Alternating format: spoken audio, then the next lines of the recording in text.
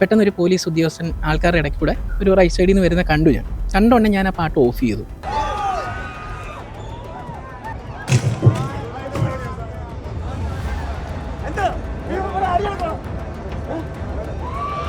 പെട്ടെന്ന് നമ്മുടെ ലാപ്പ് ചവിട്ടി പൊട്ടിക്കുമായിരുന്നു. പാട്ട് നിർത്തിയതിന് ശേഷമാണ്. ഒന്നുകിൽ ആ സാറിന് വന്നിട്ട് എന്നോട് പറയാമായിരുന്നു, പെർമിഷൻ ഇല്ല, കഴിഞ്ഞു, നിർത്തൂ. പക്ഷെ ന്യൂ ഇയർ ദിവസമാണ്, അത്രയും സന്തോഷിക്കേണ്ട ദിവസമാണ്. എന്നെ നേരെ ഈ മറ്റേ കൊലയാളികളെയൊക്കെ കൊണ്ടുപോകത്തില്ലേ, അതുപോലെ എന്നെ വലിച്ച് സ്റ്റേജിന് താഴെ ഇട്ട് അവിടുന്ന് കോളറിൽ തന്നെ പിടിച്ച ആൾക്കാരുടെ കാണെ, പബ്ലിക്കിൻ്റെ കാണെ എന്നെ നേരെ ജീപ്പിൽ കയറ്റി സ്റ്റേഷനിൽ കൊണ്ടുപോയി.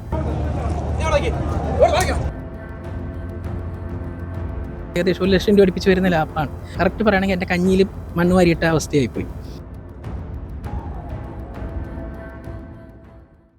നമസ്കാരം. ന്യൂ ഇയർ ആഘോഷത്തിൻ്റെ ഭാഗമായി DJ മ്യൂസിക്കൽ ഷോ സംഘടിപ്പിച്ച കലാകാരൻ്റെ ലാപ്ടോപ്പ് പത്തനംതിട്ടയിലെ പോലീസ് തല്ലിത്തകർത്തു. കഴിഞ്ഞ ദിവസം പത്തനംതിട്ട ടൗണിലാണ് പുനലൂർ സ്വദേശിയായ അഭിറാം സുന്ദർ എന്ന DJ കലാകാരനും യൂട്യൂബറുമായ വ്യക്തി പരിപാടി സംഘടിപ്പിച്ചത്. അതിനിടയിൽ 12 മണിക്ക് ശേഷം പരിപാടി നടത്തിയെന്ന് ആരോപിച്ചുകൊണ്ട് ഈ സ്ഥലത്തേക്ക് പോലീസ് വരികയും സ്റ്റേജിൽ കയറി അദ്ദേഹത്തിൻ്റെ ലാപ്ടോപ്പ് തകർക്കുകയുമായിരുന്നു. ഇതിൻ്റെ സോഷ്യൽ മീഡിയയിൽ ഈ ദൃശ്യങ്ങളടക്കം സോഷ്യൽ മീഡിയയിൽ പ്രചരിക്കുകയും ചെയ്തിരിക്കുകയാണ്. ഇപ്പോൾ അഭിറാം സുന്ദർ നമുക്കൊപ്പമുണ്ട്. അവിടെ സംഭവിച്ചതെന്ന് പറഞ്ഞു കഴിഞ്ഞാൽ, നമ്മൾ ന്യൂ ഇയറിൻ്റെ അന്ന് തന്നെയാണ് ഈ പ്രോഗ്രാം പ്ലാൻ ചെയ്യുന്നത്. അപ്പോൾ എനിക്ക് ഒരുപാട് ഫോളോവേഴ്സ് ഉള്ള സ്ഥലമാണ് പത്തനംതിട്ട. അപ്പോൾ പത്തനംതിട്ടയിലുള്ള നമ്മുടെ ഫോളോവേഴ്സിന് വേണ്ടി ഫ്രീ ആയിട്ട് ടിക്കറ്റ് ഒന്നുമില്ല, അതൊരു DJ ഷോ, മ്യൂസിക്കൽ ഷോ ആണ് നമ്മൾ ഉദ്ദേശിച്ചത്. അങ്ങനെ അവരെ വിളിച്ച് ചോദിച്ചുകൊണ്ടെങ്കിൽ അവർ ഓക്കെ പറഞ്ഞു. ഒരു ഉച്ച കഴിഞ്ഞപ്പോൾ പോസ്റ്റർ ചെയ്ത് അവരുടെ ഒഫീഷ്യൽ അക്കൗണ്ടിൽ അവർ പോസ്റ്റ് ചെയ്തു. അതിനുശേഷം നമ്മുടെ അക്കൗണ്ടിൽ പോസ്റ്റ് ചെയ്തിട്ടാണ് നമ്മൾ പ്രോഗ്രാമിന് ചെല്ലുന്നത്. അവിടെ ചെന്നപ്പോഴാണ് അറിയുന്നത് അവിടെ ഒരു ഗാനമേളയുണ്ട്, പാപ്പാനിയെ കത്തിക്കുന്നു, അത് കഴിഞ്ഞ് DJ. അപ്പോൾ സമയത്തിൻ്റെ കാര്യം നമ്മൾ വന്നോണ്ട് ചോദിച്ചപ്പോൾ എന്നോട് പറഞ്ഞത്, നമുക്ക് പെർമിഷൻ ഉണ്ട്, പത്തനംതിട്ടയിൽ അങ്ങനെ പ്രോബ്ലം ഒന്നുമില്ല, കമ്മിറ്റിക്കാരാണ് പറയുന്നത്, ഒരു കൗൺസിലറും കൂടെ ഉണ്ടായിരുന്നു, അങ്ങനെ വലിയ വിഷയമൊന്നുമില്ല മോനെ, നമുക്ക് ചെയ്യാം. അപ്പോൾ നമുക്ക് ആ ഒരു കോൺഫിഡൻസിലാണല്ലോ നമ്മൾ ചെയ്യുന്നത്. അങ്ങനെ എല്ലാം റെഡിയായി. ഗാനമേള കഴിഞ്ഞെല്ലാം വന്നപ്പോഴത്തേന് ചെയിൻ സോങ് കഴിഞ്ഞപ്പോഴത്തേന് ഏകദേശം 12:30 കഴിഞ്ഞു സമയം. അത് കഴിഞ്ഞിട്ടാണ് നമ്മളിത് സെറ്റ് ചെയ്ത് ഏകദേശം 1 മണിക്ക് ശേഷമാണെന്ന് തോന്നുന്നു DJ സ്റ്റാർട്ട് ചെയ്യുന്നത്. സ്റ്റാർട്ട് ചെയ്തൊരു 2-3 പാട്ടായപ്പോഴത്തേന് എല്ലാവരും എൻജോയ് ചെയ്ത് തുടങ്ങി. അവിടെ വെറുതെ ഇരുന്നവർ വരെ തുള്ളി തുടങ്ങി. എല്ലാവരും നല്ല ഹാപ്പിയായി. പെട്ടെന്നൊരു പോലീസ് ഉദ്യോഗസ്ഥൻ ആൾക്കാരുടെ ഇടയ്ക്ക് കൂടെ ഒരു റൈറ്റ് സൈഡിൽ നിന്ന് വരുന്ന കണ്ടോണ്ട് ഞാൻ ആ പാട്ട് ഓഫ് ചെയ്തു. ഒരു 2 സെക്കൻഡ്, അതായത് ഞാൻ ഇവിടെ നോക്കി തിരിച്ചിവിടെ നോക്കുന്നതിന് തൊട്ട് മുന്നേ പെട്ടെന്ന് നമ്മുടെ ലാപ്പ് ചവിട്ടി പൊട്ടിക്കുമായിരുന്നു. പാട്ട് നിർത്തിയതിന് ശേഷമാണ്. അപ്പോൾ ഇത്രയാണ് അവിടെ ഉണ്ടായത്. അപ്പം ഒന്നുകിൽ ആ സാറിന് വന്നിട്ട് എന്നോട് പറയാമായിരുന്നു, പെർമിഷൻ ഇല്ല, കഴിഞ്ഞു, നിർത്തൂ എന്ന് പറഞ്ഞാൽ നമുക്ക് അപ്പം നിർത്താം. ഞാനിവരെ കണ്ടോണ്ടേ ഓൾറെഡി നിർത്തിയ ഒരാളാണ്. നിർത്തിയതിന് ശേഷമാണ് ഈ സാറ് വന്നത് ചവിട്ടി പൊട്ടിക്കുന്നത്. അതിനുശേഷം ന്യൂ ഇയർ ദിവസമാണ്, അത്രയും സന്തോഷിക്കേണ്ട ദിവസമാണ്. എന്നെ നേരെ ഈ മറ്റേ കൊലയാളികളെയൊക്കെ കൊണ്ടുപോകത്തില്ലേ, അതുപോലെ എന്നെ വലിച്ച് സ്റ്റേജിന് താഴെ ഇട്ട് അവിടുന്ന് കോളറിൽ തന്നെ പിടിച്ച ആൾക്കാരുടെ കാണെ, പബ്ലിക്കിൻ്റെ കാണെ എന്നെ നേരെ ജീപ്പിൽ കയറ്റി സ്റ്റേഷനിൽ കൊണ്ടുപോയി. എന്നെ ഉപദ്രവിച്ചൊന്നുമില്ല, പക്ഷെ ഇങ്ങനെ കൊണ്ടുപോയത് മാത്രമാണ്. പിന്നെ അവിടെ വന്ന് ഒരു ചീത്ത വാക്കുകൾ പറഞ്ഞു, എന്നെ പറ്റി ചീത്തവിളി ഉണ്ടായിരുന്നു. അവിടെ നടന്ന കാര്യം, കറക്റ്റ് കാര്യങ്ങൾ ഓർമ്മയുണ്ട്. അങ്ങനെ എൻ്റെ അച്ഛനും അമ്മയും ഇവിടുന്ന് അവിടെ തിരക്കി വന്നു. അവർ ജാമ്യത്തിൽ ഇറക്കാൻ, നാളെ ഹാജരാക്കണമെങ്കിൽ ഹാജരാക്കാമെന്ന് പറഞ്ഞു, കൊണ്ടുവരണമെങ്കിൽ കൊണ്ടുവരാമെന്ന് പറഞ്ഞു. പക്ഷെ അവർ വിടാൻ പറ്റത്തില്ലെന്ന് പറഞ്ഞു. അങ്ങനെ അങ്ങ് വന്ന് ഇറക്കി വിടാൻ പറ്റുമോ? അതായത് അവർ പറയുന്നത് എന്തോ വലിയ കുറ്റം ചെയ്ത ഒരാൾ, ആ രീതിയിലാണ് എന്നെ അവിടെ പിടിച്ച് നിർത്തിയത്. അങ്ങനെ എൻ്റെ അമ്മയും അച്ഛനും ഞാനും കൂടെ ന്യൂ ഇയർ ദിനം മൊത്തം പോലീസ് സ്റ്റേഷനിലായിരുന്നു. രാത്രി മൊത്തം എന്നെ അവിടെ ഇരുത്തി, രാവിലെ വരെ അവിടെ ഇരുത്തി ബുദ്ധിമുട്ടിപ്പിച്ച്, അതിനുശേഷം രാവിലെ എന്തൊക്കെയോ പെറ്റി കേസുകളാണ്, എന്തൊക്കെയോ കേസുകൾ എഴുതി ചേർത്ത് എൻ്റെ കയ്യിൽ സൈൻ മേടിച്ചിട്ടുണ്ട് അവർ. ഇത്രയും കാര്യങ്ങളാണ് മെയിനായിട്ട് അവിടെ നടന്നത്. ഇപ്പോൾ ഇവർ കൊണ്ടുവന്നപ്പം ഞാൻ ഒരു തരത്തിലുള്ള ദുശീലങ്ങളോ കാര്യങ്ങളോ ഒന്നുമില്ല. ഇവർക്ക് വേണമെങ്കിൽ ഞാൻ മദ്യപിച്ചിട്ടുണ്ടെങ്കിലും ഓക്കെ, ഞാൻ അങ്ങനെ ചെയ്തിട്ടില്ല. ആരെങ്കിലും ഉപദ്രവിച്ചിട്ടുണ്ടെങ്കിലും ഓക്കെ, ഞാൻ അങ്ങനെ ചെയ്തിട്ടില്ല. ഒരു തരത്തിലുള്ള ദ്രോഹങ്ങളോ ആർക്കും ചെയ്തിട്ടില്ല. എല്ലാവരെയും സന്തോഷിപ്പിക്കാൻ വേണ്ടി ഒരു പരിപാടി ഒരുക്കിയതാണ്.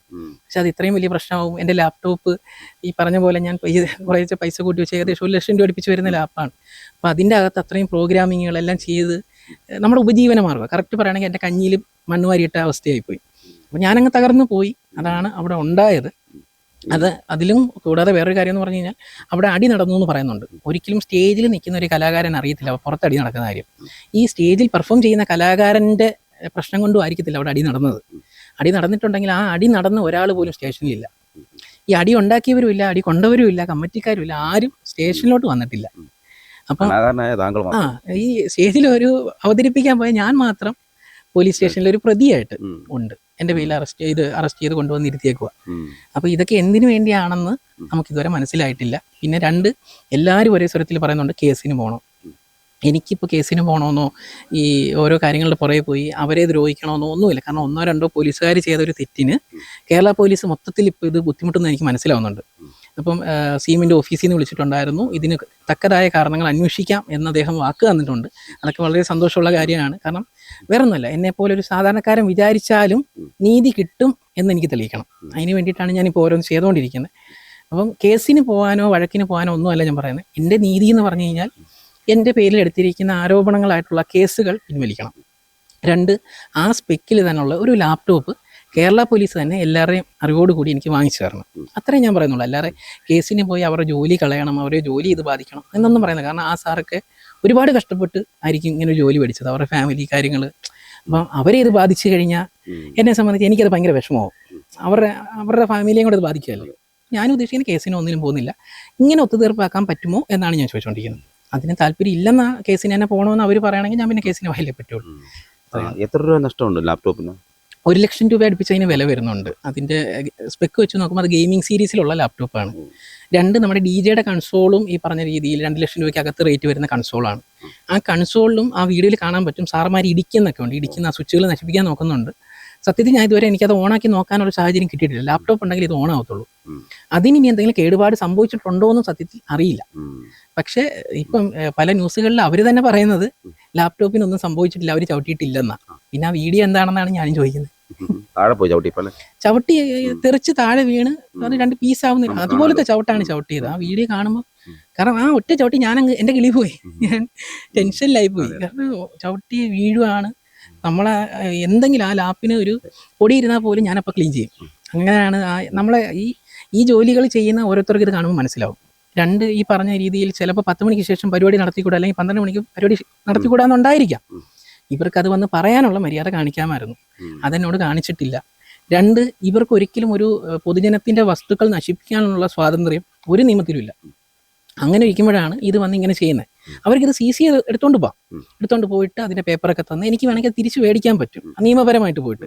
ഇതങ്ങനൊന്നുമില്ല, അടിച്ച് പൊട്ടിച്ച് അതവിടെ കളഞ്ഞിട്ടാണ് എന്നെ കൊണ്ട് പോകുന്നത്.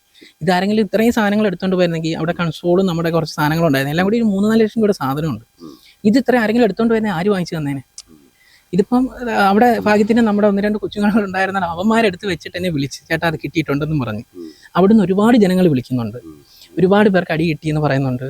അപ്പം അതിലും വലിയൊരു വിഷമം എന്ന് പറഞ്ഞു കഴിഞ്ഞാൽ ഈ 1 മണി സമയത്തും എന്നെ കാണാൻ ഇത്രയും ജനങ്ങൾ അവിടെ തടിച്ചുകൂടി എന്ന് പറയുന്നത് എൻ്റെ ലൈഫിൽ വലിയൊരു മറക്കാൻ പറ്റാത്ത ദിവസമായിരുന്നു. എൻ്റെ പ്രോഗ്രാം കാണാൻ, എൻ്റെ പ്രോഗ്രാം എൻജോയ് ചെയ്യുന്നുണ്ട്. അവർ 4-5 പരിപാടി ആയപ്പോഴാണ് ഇത്രയും സംഭവങ്ങൾ സംഭവിക്കുന്നത്. അവരുടെ മുന്നിൽ എനിക്ക് ഫുൾ പ്രോഗ്രാം ചെയ്യാനും പറ്റിയില്ല. എന്നെ കാണാൻ വന്ന കുറേ പേർക്ക് എത്ര പാട്ട് പാടിയിട്ടുണ്ടോ? നമ്മൾ DJയിൽ എങ്ങനെയായാലും എനിക്കൊരു 4-5 പാട്ട് പ്ലേ ചെയ്ത് കാണും. കാരണം DJയിൽ കുറച്ച് മിനിറ്റേ പാട്ട് പ്ലേ ചെയ്യത്തുള്ളൂ. പ്ലേ ചെയ്ത് അടുത്തതിലേക്ക് കയറുള്ളൂ. ഒരു 1 മിനിറ്റിനകത്ത് പ്ലേ ചെയ്ത് കയറത്തേ ഉള്ളൂ. മൊത്തത്തിൽ പ്രോഗ്രാം ഒരു 10 മിനിറ്റേ പോയിട്ടുള്ളൂ. 10 മിനിറ്റ് ആയപ്പോഴേ ഇവരൊന്ന് നിർത്താൻ പറഞ്ഞു. ഞാൻ നിർത്തിയേനെ. എനിക്ക് കാരണം അവർ പറയുന്നത് അനുസരിച്ച് പോകാനാണ് എനിക്ക് താല്പര്യം. എനിക്ക് അറിയത്തുള്ളൂ. നമ്മൾ മനഃപൂർവ്വം ആരുമായിട്ട് ഒരു പ്രശ്നത്തിന് പോകുന്ന ഒരാളല്ല. പ്രശ്നത്തിന് പോകുന്ന ഒരാളായിരുന്നെങ്കിൽ ഈ ഒരു സാഹചര്യത്തിൽ എനിക്ക് കേസിന് പോകാം. എനിക്ക് എന്ത് പ്രശ്നം വേണമെങ്കിലും ഉണ്ടാകാം. എല്ലാവരും ഒരുപാട് സ്ഥലങ്ങളിൽ നിന്ന് ഒരുപാട് ഓഫീസർമാർ വിളിച്ചുകൊണ്ടിരിക്കുകയാണ്, നമുക്കിത് മുന്നോട്ട് പോകണം, നമുക്കിത് കേസ് കൊടുക്കണം, കേസ് കൊടുത്ത് മനുഷ്യാവകാശ കമ്മീഷനിൽ നിന്നെല്ലാം വിളിച്ചുകൊണ്ടിരിക്കുക. എനിക്ക് അങ്ങനെ ഒരാളെ ദ്രോഹിക്കണമെന്നോ അല്ലെങ്കിൽ ഒരു ടീമിനെ കേരള പോലീസിന് വേണ്ടി ഷോർട്ട് ഫിലിമുകൾ ചെയ്ത് അവാർഡ് വാങ്ങിച്ച ഒരാളാണ് ഞാൻ. അതെ. അപ്പം അതുകൂടാതെ ഈ പറഞ്ഞ പോലെ വേൾഡിൽ തന്നെ ഏറ്റവും കൂടുതൽ ഷോർട്ട് ഫിലിമുകൾ മേക്ക് ചെയ്ത് വേൾഡ് റെക്കോർഡ് അടക്കം എനിക്ക് കിട്ടിയിട്ടുണ്ട്. നമ്മൾ അത്രയും കഷ്ടപ്പെട്ടാണ് ഓരോ കാര്യങ്ങൾ ചെയ്യുന്നത്. എൻ്റെ ഫോളോവർമാരിലെ എല്ലാവർക്കും അറിയാം അത്. അതെ, കഥ, തിരക്കഥ, സംവിധാനം ഇതൊക്കെ ചെയ്തിട്ടാണ് നമ്മൾ ഓരോ ഷോർട്ട് ഫിലിംസ് ചെയ്യുന്നത്. അതിലെ ഒരു ഷോർട്ട് ഫിലിം കേരള പോലീസിന് വേണ്ടി ചെയ്തതാണ്. അങ്ങനെയാണ് നമുക്ക് അവാർഡ് കിട്ടുന്നത്. അപ്പോൾ അത്രയൊക്കെ ഞാൻ ബഹുമാനിക്കുകയും ആരാധിക്കുകയൊക്കെ ചെയ്യുന്ന ഒരു ടീം മൊത്തത്തിൽ ഞാൻ കാരണം ബുദ്ധിമുട്ടുന്നത് എനിക്ക് പറ്റത്തില്ല. അതിനുവേണ്ടിയാണ് ഞാനിപ്പോൾ കേസിനൊന്നും പോകുന്നില്ല. ഇങ്ങനെ നമുക്ക് ഒത്തുതീർപ്പാക്കാൻ പറ്റുമെങ്കിൽ അത് ഇപ്പം എനിക്ക് അവരൊരു ലാപ്ടോപ്പ് വാങ്ങി തരുമ്പോൾ അവർ ചെയ്ത തെറ്റ് തിരുത്തുവാണ്. അതിനുള്ള ഒരു അവസരമാണിത്.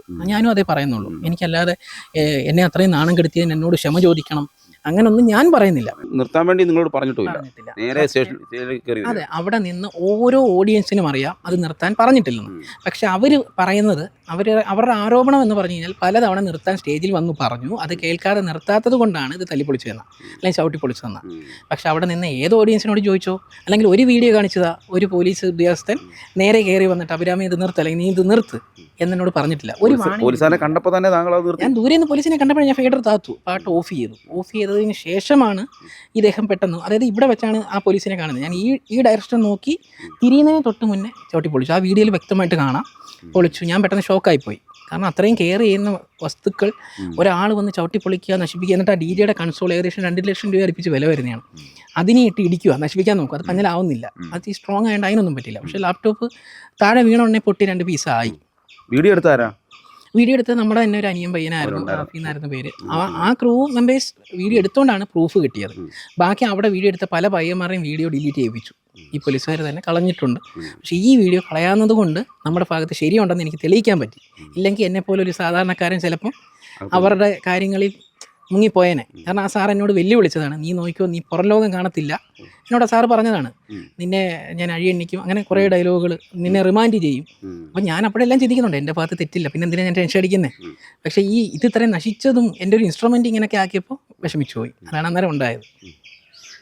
ഈ വീഡിയോ ദൃശ്യങ്ങൾ പ്രചരിച്ച സംഭവം വിവാദമായതോടെയാണ് ഇപ്പോൾ പോലീസ് പറയുന്നത് ഇത്തരത്തിൽ ലാപ്ടോപ്പ് തകർത്തിട്ടില്ല എന്നാണ് പോലീസിൻ്റെ പ്രതികരണം. ഏതായാലും അഭിരാം സുന്ദർ എന്ന ചെറുപ്പക്കാരനായ കലാകാരനെ സംബന്ധിച്ചിടത്തോളം അദ്ദേഹത്തിനെ ഈ സ്റ്റേഷനിൽ കൊണ്ടുപോയി അദ്ദേഹത്തിൻ്റെ ഉപകരണങ്ങളൊക്കെ തകർത്തുകൊണ്ട് വലിയ വിഷമമാണ് ഇപ്പോൾ നേരിടേണ്ടി വന്നിരിക്കുന്നത്. അപ്പോൾ പോലും അദ്ദേഹം പറയുന്നത് ഈ പോലീസുകാരനെതിരെ നടപടിയെടുക്കേണ്ട, എനിക്ക് ഉണ്ടായ നഷ്ടമൊന്ന് പരിഹരിച്ചാൽ മതി എന്ന് മാത്രമാണ് കലാകാരൻ പറയുന്നത്. Cameraman ജിതിനൊപ്പം CR Shah, Marunadan Malayali, Punalur.